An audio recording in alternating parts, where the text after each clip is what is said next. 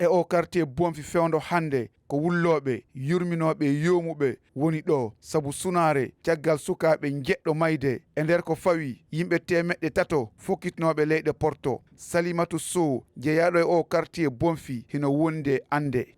Bonfi no yurmi fenɗo musidɓe amen falano yawde o clandestin, donc woɓɓe maayi ton, woɓɓe no nawni, woɓɓe no soka télé Mauritanie on ton koɓe natiri ɗon ɓeɗe mari sokola fen ɓe balɗe ɗo fewi wallahi.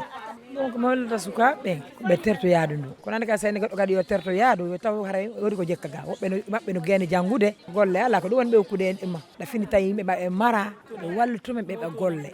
Mariam Bangoura kañum hompitike wondema ɓiɗɗo makko on maayi kono emo toɗi gouvernement Mamadi Doumbouya on ballal ngam artirangolɓe sukaɓe ɓe maayali ɓen. Minen moamen on maayi mais gore ɓe amen ɓe ɓiɓɓe maɓɓe ɓen no lettade toon tun woɓɓe no waali labtane woɓɓe no keerol ɓe lumbali ɓe joga toon ɓe letto toon e heegue. Minen tori gouvernement Mamadi Doumbouya yo wallito men ɓe artira minen moamen on maayi men yaali Fure men yaali Gabourou kono men yallike. E komin humpiti kon ɓe yimɓe temeɗɗe tato fokkitunoɓe hino tawa e maɓɓe worɓe e rewɓe wonduɓe e ɓiɓɓe mum. Mamadou Diongas Ba Conakry, RFI.